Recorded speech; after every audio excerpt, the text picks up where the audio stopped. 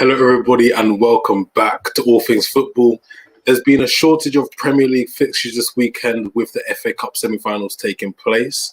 I think enough of the intro. We just need to start in the best place possible. Chelsea won, Manchester City 0. The treble is off. The quadruple is off. Yeah. Your thoughts on that? No, Chelsea. That's why I say that in the last show, we're talking about Chelsea, Real Madrid. I'm telling you, Chelsea are a team that they can beat the big teams. Obviously, the tactics, first half, it was 0-0. I think both teams just cancelled each other out. But then Tuchel's game plan just remained consistent, hit them on the counter, and City obviously vulnerable on the counter attack. And Timo Werner's pace, he got the assist, and Ziyech with the only goal of the game. And obviously now City are out, quadruple over, unfortunately. And yeah, what a great day. You said unfortunately, I said fortunate, and I thank Jesus. The real trouble is off. They can still win 3 trophies. I mean, they're odds on to win the Premier League.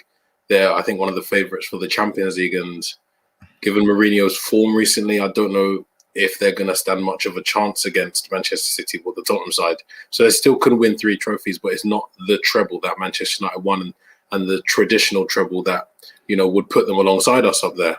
But the Ziyech goal, it wasn't the first time it happened in the match. The first time he put the ball in the back of the net, it was offside. So City had, seen the warning signs.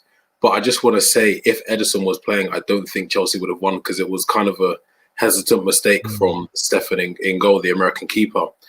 Chelsea, I feel like they played the perfect game, in my opinion. They had the pace and the technical ability with Werner, Ziyech, and Mount up there. And I believe Walker was on the bench. I don't think he was playing, but they took full advantage of the lack of pace at the back that Manchester City have when Walker doesn't play. And Werner had a good game, and I don't think he'll get any of the credit because it's trendy to hate on him, someone who's not playing that well, but he played very, very well yesterday. Yeah, speaking of the FA Cup semi-final, Leicester have literally just won. Iheanacho got the only goal of the game. It was also a 1-0 game. Yeah. So it's going to be Chelsea, Leicester in the not Champions League final, in the FA Cup final next season. In the FA Cup final, and yeah, I think Chelsea are on the brink of having an amazing season. FA Cup final, potentially Champions League final, as they're currently in the semi-final of the Champions League. So, the double's still on for Chelsea as well. And what a turnaround it's been since Tuchel's arrival. I think, to be honest, it's unlikely that they'll win the Champions League. Yeah, they beat Man City, but it's a one-leg fixture. Over 2 legs against Real Madrid. And we say it all the time, this is their competition. They know how to win it. They've won it the most times. And even when they haven't done the best domestically or they haven't looked the flashiest or, what they usually play, they still managed to win the Champions League. And I feel like they'll be too good for this Chelsea team, unfortunately for them. So it's going to be an interesting semi-final against the Madrid-based side, and the FA Cup final is going to be interesting. Leicester, I don't think they've ever won it before, or I might be wrong. They might have won it once, but Brendan Rodgers is in charge, obviously, and he's never really managed to get across the line apart from in the SPL. But during that time, it would have been more difficult for him not to get across the line. So it's going to be an interesting one. I can see Leicester winning it, but that's only if Chelsea don't play well on the day, because I do believe Chelsea under Tuchel are just streets ahead of Leicester. I mean, I definitely agree that Leicester could win. I mean, they could be up for it. I mean, that's the only final, only chance of getting silverware this season. Yeah. So with Chelsea also competing in Europe, I mean, it could work in Leicester's favour. And also the fact that Chelsea are also pushing for top 4. I mean, both of them are still pushing for top 4. None of them have it secured, but I mean, it'll be a great game. And going back to Chelsea, one of the players who has been sidelined by Tuchel is Tammy Abraham. Yeah, I'm not too sure what the situation is regarding him. He's just being overlooked. He's not even in the squad. He wasn't even on the bench, even though the bench, I think, for the FA Cup games is you can have a larger selection of players. He's not even on the bench. He's obviously training, but he's just been overlooked. I think it's time. Do you think his time is over at Chelsea? Yeah, he's always been an interesting one for me. I mean, I think he's a good footballer, and I say good with emphasis because I think he's just good. I don't think he's anything special. Chelsea are a team that are always going to be they want to challenge for the Champions League, the big trophies, the Premier League, the FA Cup. That's what they want to win. I don't ever feel like Tammy Abraham was a striker that could, take them to those titles. He's been linked with a move to West Ham in the last week or so, and I feel like that would be a team that would be good for him there on the up. Hopefully, maybe this might be the beginning of something, not special, but get them established in the European football. But I don't think he was ever going to be able to cut the cloth properly at Chelsea. When you bring in someone like Werner, yes, he hasn't had the best season, but all that tells me is that they knew that Tammy Abraham wasn't good enough. Lampard brought in Werner, he brought in Havertz and Ziyech. All three of those players will have at some point played in Abraham's position when he hasn't been featuring. And I feel like maybe this just might be a kick up the arse for him. And I do feel like he needs to move on to a club that is pushing for Europe, not that is trying to win the competition. The thing is, it's crazy because he came off the back of doing so well at Aston Villa, scorer. I think he was top scorer in the Championship. Then he came into a Chelsea team, which was obviously rebuilding. Frank Lampard played all the youth. He was their key man. He scored, was it 20 plus goals? It was only last season, actually, when Chelsea got fourth, when he's scoring all these goals. And now, suddenly, it's all completely turned. They don't trust him as the number 9. I mean, it's quite unfortunate for him because he was doing so well at the end of last season. And then this season, it's quite similar to Anthony Martial, how it's just completely different. It's unfortunate for Abraham, but I'll go back to a couple of points you said. He was playing all the youth Lampard because they had a transfer ban, remember? They couldn't bring in a striker. I fully believe that if they weren't banned for the, bringing in players, Abraham probably wouldn't have even been a starter. He would have been the rotation or the bench player, the backup. And that's something I've always thought. He's, I don't know. I don't even think he was the best striker at the club when he was there. Giroud is, in my opinion, a better striker than him. He just doesn't have the pace. He can't burn past players. But if you want someone there to score goals and actually win you trophies, which Giroud has done throughout his career, then you play him over Abraham. Abraham, for me, has always been guilty of missing the big chances. He always looks shaky. He never fully looks composed when he's in the box. If you have anyone who puts the slightest bit of pressure on him, I feel like that's it. That's enough to, make him squander the opportunity. And I feel like the managers are seeing that as well. And I feel like it's right that he's not playing. There's too much sentiment in football for me. Yes, I know he came through the academy and he done all of this and that for the youth sides. And he was a player that, managers would have liked to see because of the history he has at the club. But there's too much sentiment. When you're not good enough, when you're not cutting the cheese, and when there's players that can do better than you and that you can actually bring in, you just have to let them go. You have to let them either fight for their place, which he probably is doing because he looks like a player with a good mentality and attitude. But if they're not good enough, then you're just not good enough. You need to move on. And you mentioned speculation around West Ham as a potential move. I mean, West Ham yesterday, they played Newcastle, 5-goal thriller again. Yeah. I mean, West Ham, they love 5-goal thrillers. I don't know. Recently, they've had quite a few, but this time they're on the losing side. And they went down to 10 men as well. I think it was 2-0 halftime. St. Maximin and Joe Linton scored the 2 goals for Newcastle. And then Craig Dawson got a second yellow and was sent off just as St. Maximin scored. And from then on, you thought, it's just game over. But then West Ham, second half, Jesse Lingard penalty, Diop header, I think it was, and they're back in the game. And West Ham at that point, I'm thinking, okay, they are fighting for top 4. You can clearly tell. But then last 5 minutes, Joe Willock comes off and scores a header. And it's a great 3 points for Newcastle. West Ham, it was an opportunity to go, I think, was it 2 points clear of Leicester into third? I'm going to check that now because I think they would have been in the top 4. They definitely would have been. Yeah, they would have been 2 points ahead of Leicester in third. Yeah. If they had won the game. But I mean, it's a shame. They're still 4th. They're still pushing for top 4. Yeah. And Jesse Lingard, again, on the score sheet. Yeah, he's Oh, at the yeah, moment. He's like Thanos. He's inevitable. But if Liverpool and Chelsea both win their game in hand, West Ham will be sixth, unfortunately for them. But they're still, in great contention of getting third place. I don't think the top two teams are going to be caught. Whether the changes, the places change between them is different. But I think every team down to Everton, I'd say, are fighting for the two Champions League spots. West Ham, they had all the momentum, and we just have to find out what type of a team they are after a loss like that. Are they going to be able to bounce back and actually push for that Champions League spot, or are they going to crumble? Because they haven't been in this position ever that I can remember. And it's kind of a Leicester type season for when they won the league in 2016. Not quite there yet, but we could see a few more surprises.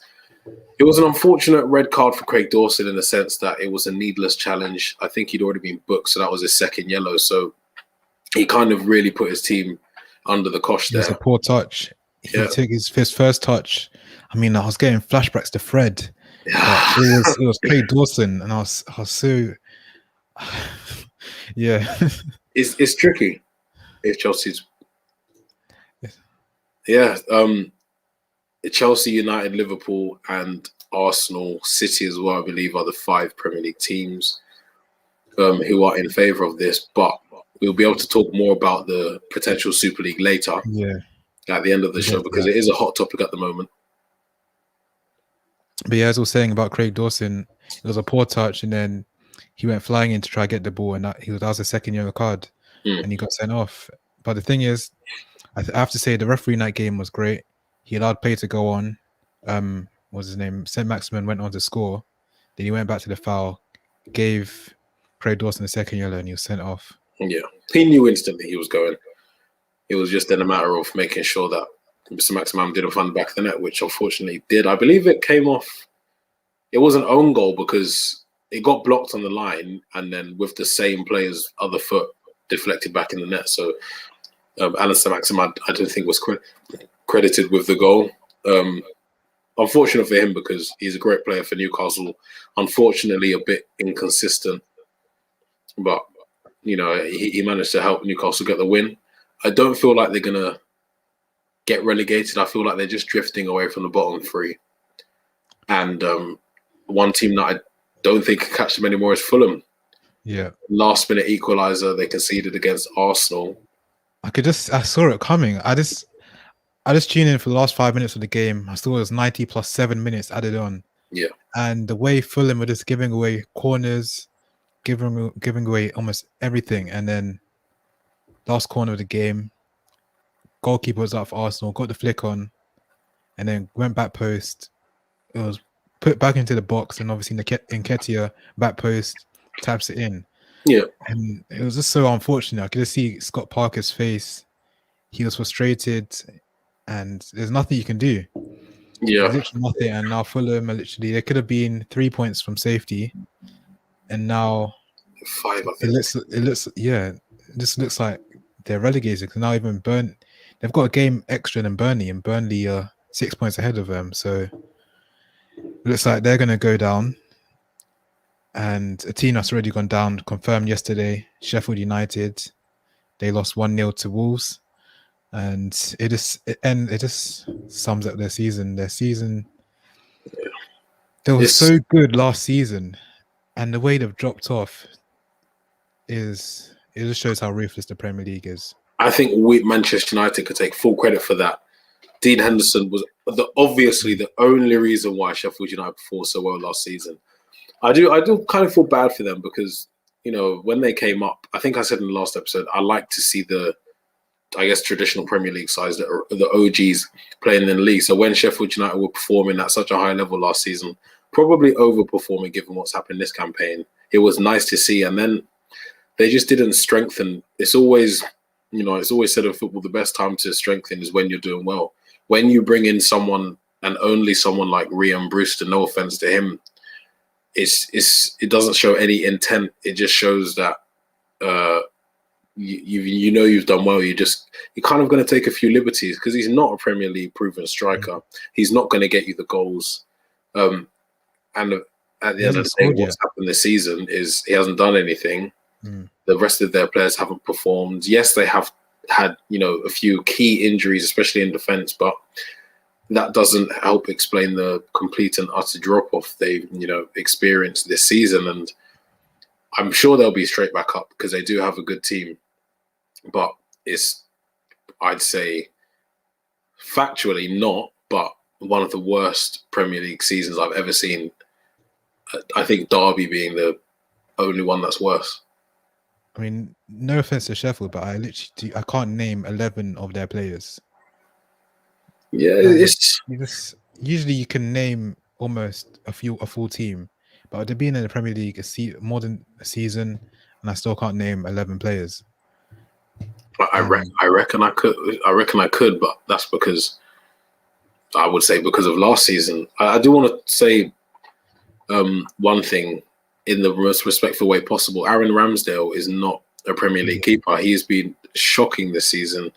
He's obviously going to be up there with the goalkeepers that have the most amount of saves, whatever, because he's faced so many shots. But he's not a good keeper. And when you have someone in net, in between the sticks, that is so prone to errors and just not the best shot stopper, it's a recipe for disaster. They have someone that can't stop all the shots and strikers that can't score. I think the only positive they can take from this season is David McGoldrick up front. He's the only player, if any, that is probably going to stay in the Premier League, warranted, and deserve to stay in the Premier League. Rhian Brewster probably will. He might get a loan move to a Premier League side in the bottom half, just because he's youngster and he's done it for England at a youth level, and he's in the media eye. But Sheffield United have just been so terrible this season. Yeah, and going back to Fulham, I was watching the game. I thought there was hope for Fulham. Obviously, they got the penalty. Those are the kind of things that you need as a team battling relegation. You need that bit of hope. So they scored the penalty, and obviously 90+7. That's the type of hope you don't need. But then again, you need to defend. You need to defend like obviously their careers depend on it. Yep. Their lives depend on it. And one bit lack of communication, they cleared it out for a corner when he had so much time to clear it downfield instead. And then they conceded from the corner. And those are the kind of things that these teams down at the bottom, maybe there's so much fear that they forget the basics of like maybe communicating with someone to clear, or they have time or whatever. And that's the difference. As Ainsley says, Fulham need to stop doing stuff like this. Yeah, they come up and then they go back down. And yeah, talking about teams that are going back up, Norwich have confirmed that they're being promoted. Yeah. They're also one of those teams that just come up and come back down. I said Norwich a few times that they're just too good for the Championship, not good enough for the Premier League. Yeah. And it's the same with most of their players, like Timu Puki. Yeah. He's amazing in the Championship. He did amazing at the start of the Premier League season when Norwich were up, but he's just not good enough for the whole time, the whole length of the season, and that's what let Norwich down. And when they were here, yeah, I think it could be the same, but we'll have to wait and see. And yeah, the final game of the day, Man United 3, Burnley 1. I mean, it was not a 3-1 scoreline. I can tell you that. It was not.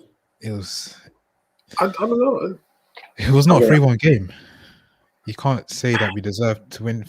I mean, deserved 3-1. I don't know if that's the right word.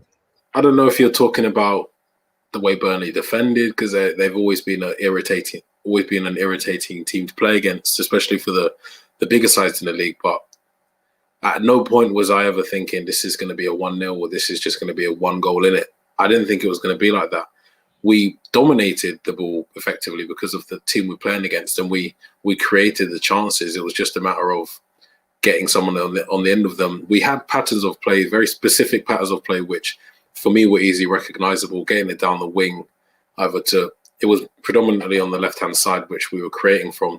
Getting it down the wing and just passing it across the net. We weren't flying balls to the back post. We weren't cutting it back to the edge. It was, utilising, especially when Cavani came on, his ability to draw defenders across and someone coming in at the back post, whether it's Fernandes or Greenwood or McTominay. It was just I could see it. I knew we were going to get a few goals because once you get one, heads drop and you always get more. It's just Yeah, it was just unfortunate that we conceded. Yeah, as you said, most of the play down the left-hand side. We started with Rashford on the right, Pogba on the left. We have to give credit to Ollie. Decided to take off Fred. Yeah. He was having a poor game. Take him off. Pogba in midfield. That's what we like to see. Pogba and McTominay. I think it was basically like one pivot. Obviously, I think McTominay might have been a pivot. Pogba, it was one pivot. Pogba forward a bit more. Rashford back on the left, where he's more effective with Luke Shaw. And yeah, Rashford on the left. Nutmeg. Run into the box. Another nutmeg through Bruno's legs this time. And then Greenwood scores. And and you clipped it earlier. I made a reel on Instagram. All things football, AT football on Instagram. When he gets going, he looks like Neymar. That Neymar, I mean, that nutmeg is a Neymar trademark. He's been doing it for years, and Rashford's maybe over the past year and a half or two has really started to, I think, watch other people's games and take bits and bobs from different players, and you can see it coming to fruition. You can see it how it's making him improve, and it's just so nice to see when he's really going, when he's running. And I think today it looked like he wasn't carrying an injury, or he looked like he was just fresh and fit. I was watching the pre-match interview from Ollie, and he was asked, is Rashford fit to play? And then Ollie was like, I asked him yesterday, and he said he's okay. So it's not even about the physio, what the physio says. Yeah. He just asked Rashford, are you okay to play? And he just says okay. Of course, any player is going to say yes. You're not going to miss a game. I think that's partly down to physios obviously have one of the most important jobs at clubs. They don't want players to get injured, all of this. But you've played football, I've played football. You could have a little knock, but if you're sitting at home, you might feel it. But when you get out there, when you start training, it might just be something that you don't even notice. And I think that might be the case with Rashford. Pretty much every footballer is going to be playing with a knock every match. And I don't think there'll be a footballer out there that's playing 100% fit. Maybe the odd couple, but it's rare. And I don't think that's what people realise.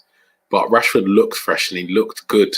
He looked sharp, and it was nice to see. And there's obviously combination play with Luke Shaw is something that's been, I think, on a world-class level over the past few months at the very least. And it was working today. Shaw's overlaps and Rashford's ability to actually get the ball to him when he was overlapping him. I mean, I remember at one point in the match, Shaw was standing inside the box, obviously facing Rashford. His back was to goal. Rashford about 8 or 9 body feints just to get the ball to Luke Shaw. He could have played it off to Fernandes a couple of times, but he wanted to get that ball to Luke Shaw because he knows when he's in the box. Luke Shaw's a very dangerous attacker in terms, in relation to his position. He's very good in the final third. Yeah, I mean, it was a great goal, but 2 minutes later, concede. I mean, I don't know who's to blame. I personally think Maguire. Yeah. He just got out-muscled by the Burnley captain. I think it was, I can't pronounce his name, but it was James Tarkowski. Yeah, he had the jump on him. Yeah. He had a jump on him, and he was too strong. He just got bullied, and it was a goal. It was a great goal, but very, very poor from our captain. Our captain, our lead on the pitch, our main defender. And it's not the first time this season. Doesn't take away from the fact that Maguire has been playing well recently. It was just an unfortunate mistake, which was, leading directly to a goal. He needs to be more dominant in the air. He didn't even get off the ground, and there wasn't a foul, so it's not even like he could say, I was being held down. He just didn't get off. Maybe it was off balance or whatever, but he's been guilty of that a few times this season, as you just said. But even when we conceded, I was confident. I knew we weren't going to lose because I knew that we were creating the chances. And I don't know, obviously, the exact minute that we went to the single pivot, but when we went to that single pivot, way more attacking. Our play was faster and it was more direct, and it was hopefully something that Ollie picked up on or at least someone in the back room picked up on, and it's something that we'll be able to see in the near future. Now, Rashford was fit and he was playing well, but I would have liked to see Van der Beek on for McTominay, just because the game was comfortable at that point, I think, just to see what a midfield of Van der Beek as a single pivot with Fernandes and Pogba next to him looked like. I mean, Van der Beek only got 7 minutes in the game on his birthday. I mean, he got the assist, fortunately. Yeah. But before we go to that assist, first he'll go to Greenwood's second goal, assisted by Pogba. And yeah, Greenwood still had a lot to do. He had to work a bit of space, and it's just the fact that almost every shot he takes is on target. Yeah. The shot was on target despite the deflection, which helped it go in. But it's just always on target. He's always clinical, and he's finding his goals is coming now.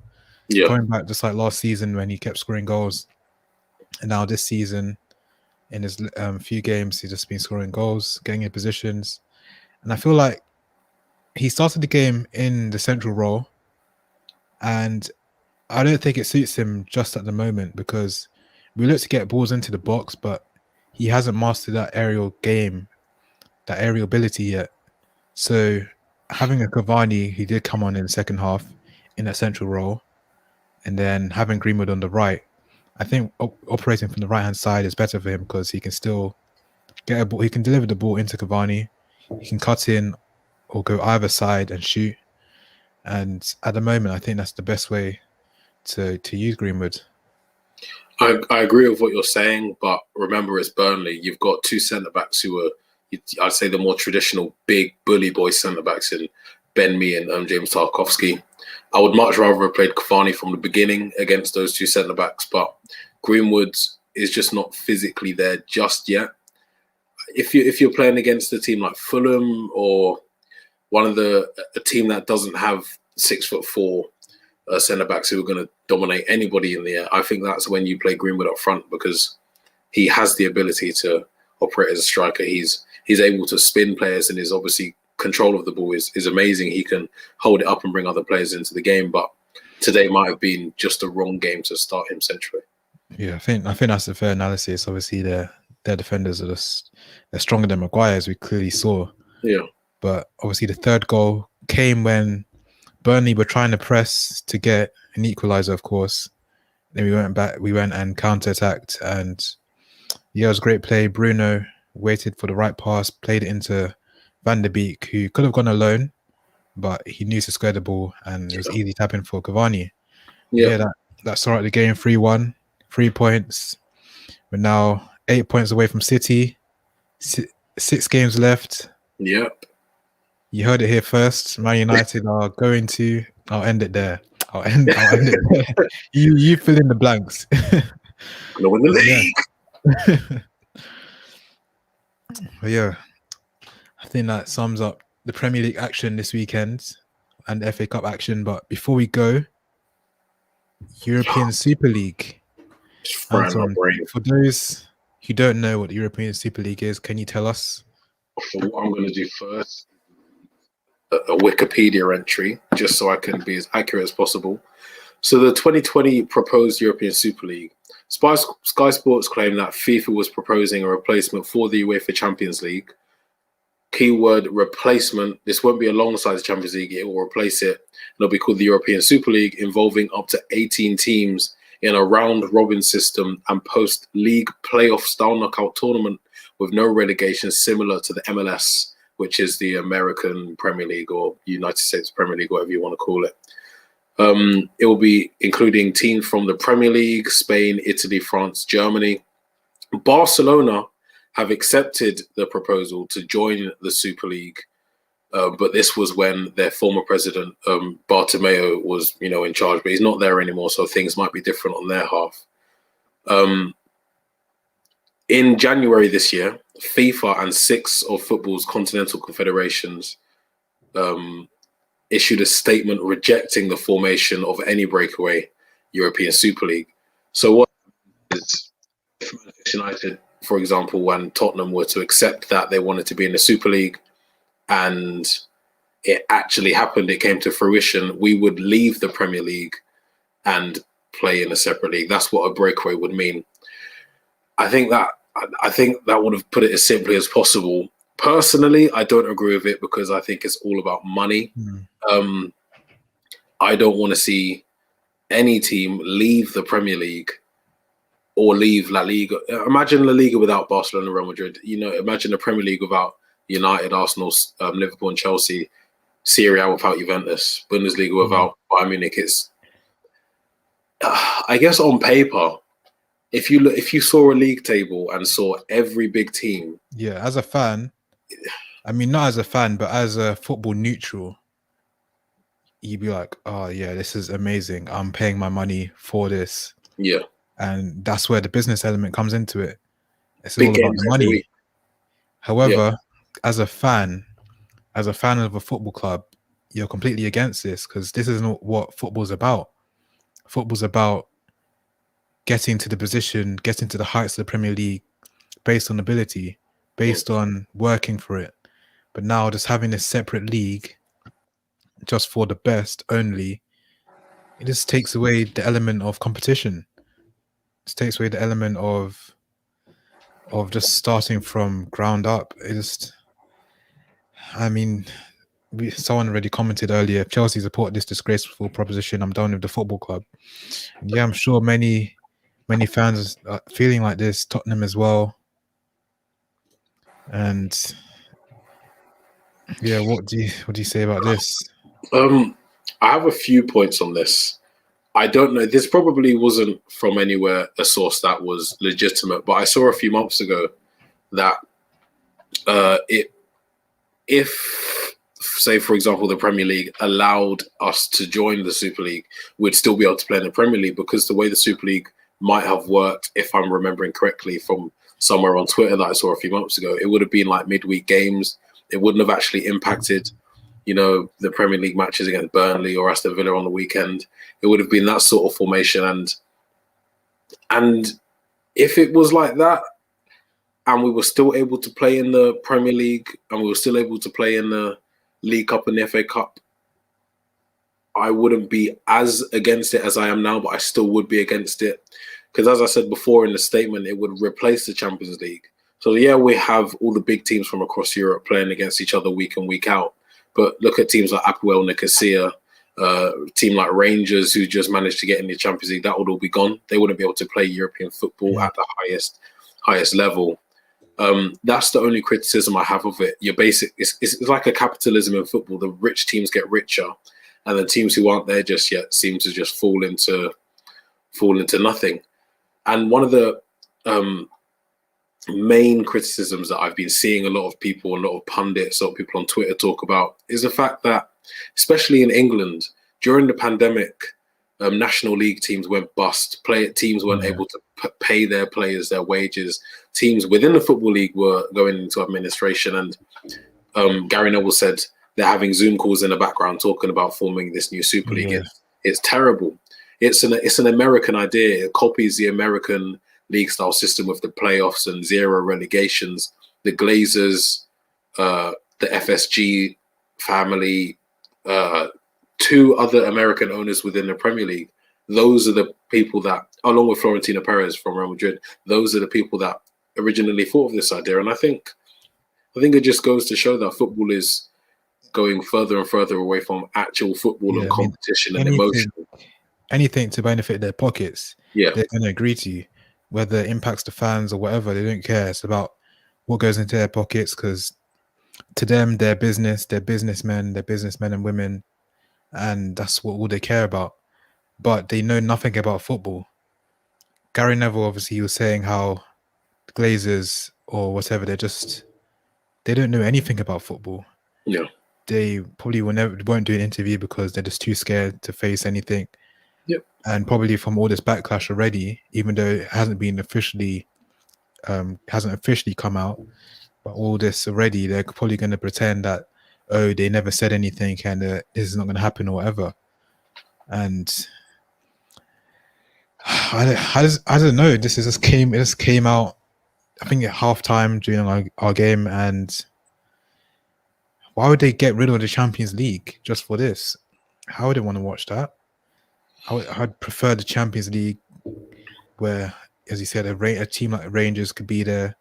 Maybe a team like a West Ham could be in the Champions League, but now just No because they're chance of not it a top 6 team, then they can't be in the Super League or whatever. It's just, yeah, I mean, you're looking at as well the UEFA apparently going to make the Champions League bigger with more teams allowed to enter, just coming out at the same time as this. It's all it's a tricky one for me because, as you said before, as a neutral fan, watching big games every week, before the novelty wears off, it will draw people in. People will watch it regardless of yeah, what of they course. think now. I'm against it, fully against it. But what if we're playing Munich next week and the week after we're playing Man City, then we're playing Real Madrid? I'm watching that. As a fan, I'm watching it. But I don't want all of the other things to happen. I don't want to have to quit the Premier League, the FA Cup, Champions League, League Cup. I don't want that to happen. However, I will say, if they proposed an idea where there was a trial year where they tried it out and saw what the reaction was, saw what impact it had on domestic leagues, if it was unsuccessful, cool, you've tried it, admit your defeat and go back to normality. But if it works out for the better for everyone, and if they had like a second division and eventually introduced a relegation system where the domestic leagues will never be impacted, but teams like West Ham can qualify for the second division of the European Super League. If that was to happen after a trial year, which was successful, then I don't see how people can be against it, because it is something new, and new things don't really happen in football of this. But the thing is, the main problem is the fact that it's exclusively these top teams. Yeah, because that's going to happen. Obviously, it's going to generate numbers because people are going to tune in because the big names. Yeah. All in one league. It's going to generate the numbers, going to generate the money. All this money is going to go to the clubs. And this is where the problem is, because with the football pyramid within the UK, money from the Premier League trickles down to the lower leagues. Yeah. However, if the big clubs were to enter Super League, these lower league teams, as you said, during lockdown, players were furloughed, managers, staff lost their jobs. And having something like this, the fact that even discussing this with the climate we're currently in, to non-league teams, this must feel like an insult. Get kicked in the teeth. It's terrible. Like, they're already going through all this trouble. Now you're seeing the big clubs wanted to expand their pockets and not have anything trickle down to the lower leagues. I think as a owner, even Gary Neville owns Salford City, who are in the lower leagues. The fact that he's also against this just shows how much it can affect all these clubs. Yeah. And I think it shouldn't happen. I mean, if it was to happen, as you said, they trial it out, see how it goes. But overall, I think there's more negatives than positives to it. Yeah. I think I can sit here now and say all of this. You can say all of this, but I do think it will happen. Whether or not all of the teams originally proposed to enter, I think there will be a European Super League. I just hope that Manchester United and the big teams from the Premier League come to their senses and stay clear. I mean, you're saying to me off camera that the Premier League has to authorize these teams to enter, and it's most likely that they wouldn't authorize it. So if teams were to enter, would they be able to play Premier League and European Super League? Or so if the Premier League, changed their mind and said, yeah, you can do the European Super League, then they would still be able to play in the Premier League. But if the Premier League said, no, you can't, and then we still decided we wanted to play in the European Super League, then we'd get kicked out of the Premier League. So Manchester United would no longer be a Premier League team. Now, I don't know what further implications that holds in terms of if the European Super League, flopped, and then would we be allowed back in the Premier League, or would we have to go through work our way up? Yeah. I don't know what you think about that. Working our way up from grassroots football to Premier League. I'd pay to watch that though. Lads, I've got a match at Old Trafford on Sunday. Do you want to come through it? I don't know. I don't know how that would work, but I don't want it. I don't want to have to cross that bridge. Yeah, I mean, It's a weird situation. We have to wait and see. They said there's meant to be an official announcement today or later today. However, I mean, we just have to wait and see.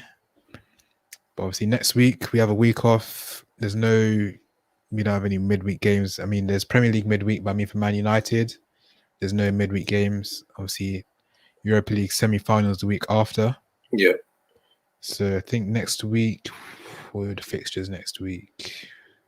Quickly check. I know Leeds are playing Liverpool tomorrow. Yeah, it's going to be a good match. That should be a great game. Obviously, Liverpool pushing for top 4. Tuesday, Chelsea versus Brighton. And then Wednesday, we have Tottenham, Southampton, Aston Villa, Man City. Oh, there's lots of midweek games. Thursday as well. Leicester versus West Brom. I think that's a potential game where Leicester will slip up. Obviously, West Brom, Big Sam. I mean, the Great Escape is still on. And then also Arsenal, Friday as well, Arsenal, Everton. And then back to the weekend. Man, you're playing Leeds as well on Sunday. Should be a great game. I believe we'll win that. And Chelsea, West Ham, big top 4 clash on Saturday next week. So I think we'll be back on Sunday next week to round up all of the midweek games and also the weekend action. Yeah, thank you everyone for watching. Please do like, share, and subscribe. Let us know in the comments, what are your thoughts on this new European Super League? Would you tune in? Or are you completely against it? Just let us know in the comments. And yeah, we'll see you next time. Goodbye.